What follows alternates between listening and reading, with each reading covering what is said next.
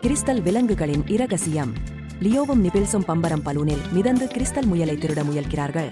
காவலர்களின் கவனத்தை திசை திருப்ப ஷாடோ டைனோசர் போல கர்ஜிக்கிறார். ரோபோ சிலந்திகள் ஒரு சிலையை களவாடுகின்றன.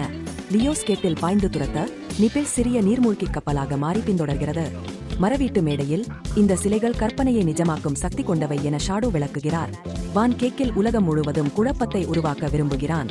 அவரது வண்ணமயமான ஆய்வகத்தில் லியோவுக்கு உணர்ச்சிகளுக்கு ஏற்ப நிறம் மாறும் மாய கேமலியன் கேட் ஒன்றை வழங்குகிறார். லியோ பாரிஸில் நாய் அலங்காரக்காரராக வேடமிடுகிறான்.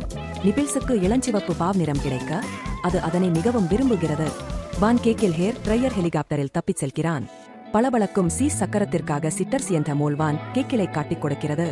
அவர்கள் கிறிஸ்டல் சுண்டெலி சிலையை கண்டுபிடிக்கிறார்கள். ஆர்க்டிக் பனி ஹோட்டலில் லியோ லேசர் கண் கொண்ட ரோபோ பெங்குவின்களை தவிர்த்து உருகும் பாலத்தை கடந்து கிறிஸ்டல் கரடி சிலையை அடைகிறான். காந்த வலையில் நிபில்ஸ் சிக்குகிறது. பயத்தில் லியோவின் முடி நிமிர கனெட்டி வெடித்து நிபில்ஸ் பிடிபட்டுக் கொண்டு செல்லப்படுகிறது. ஷாடோ ஜிரா போல வேடமிட்டு முக்கிய தகவல்களை தரும் மீர்காட் காவலர்களுடன் உரையாடுகிறான். புயலின் நடுவே பறக்கும் ஜெப்பெலினில் லியோ கயிற்றின் மேல் நடந்து கிறிஸ்டல் யானை சிலையை பிடிக்கிறான்.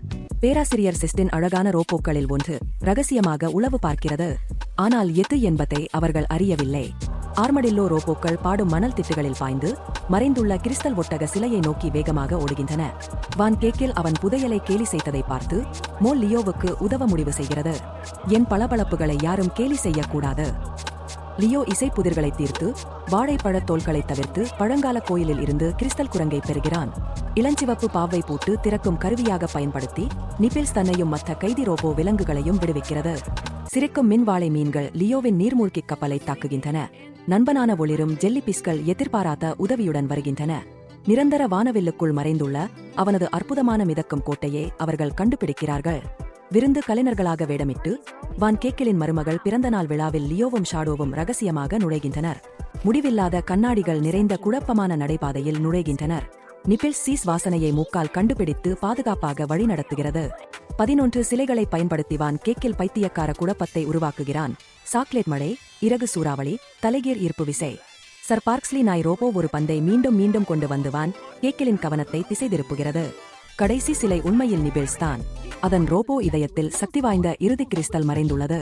லியோ தனது கனவுகளை நிஜமாக்க அந்த சக்தியை பயன்படுத்த முடியும். ஆனால் அனைவரையும் காப்பாற்ற அதை தியாகம் செய்ய முடிவு செய்கிறான்.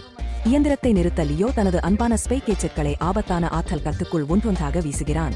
மோல் இயந்திரத்தை சூப்பர் டிகில் முறைக்கு மாற்ற வான் கேக்கில் கட்டுப்பாடின்றி சிரிக்கத் தொடங்குகிறான். மாயத்தை அழிக்காமல் லியோ அதை உலகம் முழுவதும் பகிர்ந்து ஒவ்வொரு குழந்தைக்கும் ஒரு அழகான கனவு நிமிடத்தை வழங்குகிறான்.